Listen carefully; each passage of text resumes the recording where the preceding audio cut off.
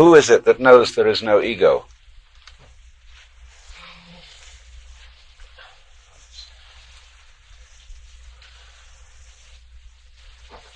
And you must realize, you see, that this is a problem created linguistically.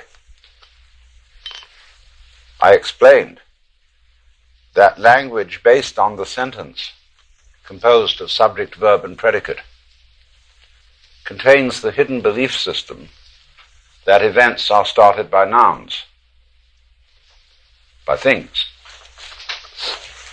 And so it's very important to understand that in the real universe, there are no things at all. And this startles people, because we think of the universe as the sum total of things. But when you go into the question, what you mean by a thing, you ask children this question, what do you mean by a thing? And they'll say, well, an object. Well, I said, you've just substituted another word that doesn't tell me anything. Well, they can come back if they're very smart and say, what do you mean by anything? I got once in a class of high school kids an Italian girl who said a thing is a noun while she was getting warm. A thing is a think. It's almost the same word. It's a unit of thought in the same way that an inch is a unit of linear measure, or a pound a unit of weight. And so in various languages this comes out. In German you've got ding, thing, denken, to think. In Latin, res, thing, reor, to think. So when we reify, that means to thingify. And A.N. Whitehead used to talk about the fallacy of misplaced concretion. Thingifying what isn't there. But it's easy to understand this, although it's a little bit of a shock to our common sense. For purposes of description, we must break the world down into some sort of units. This is the basis of calculus. How do you measure a curve?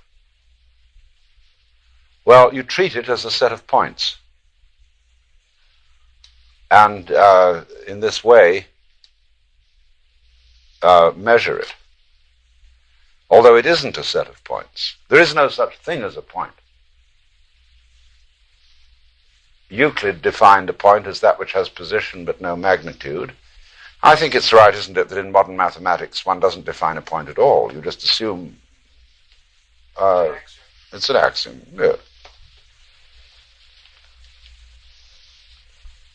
So when you ask how many things is a person, an individual organism, well, it depends on what point of view you're going to take in describing it. In the normal way, we describe one body as a body, and that is a thing.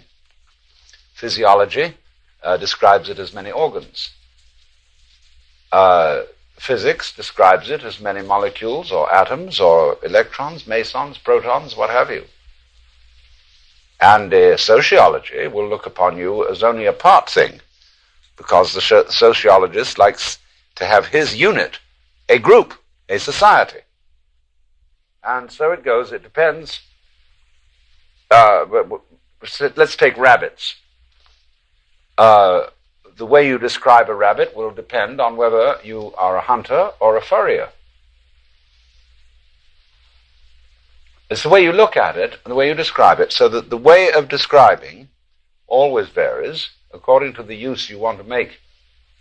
So that the world is not unlike a Rorschach blot. And in psychological testing, we get people to describe Rorschach blots and say what they see in them. Now, you can perfectly well imagine that we in this room could have an enormous Rorschach blot on the wall. And we would all discuss it and arrive at a consensus about what it was. And we would manage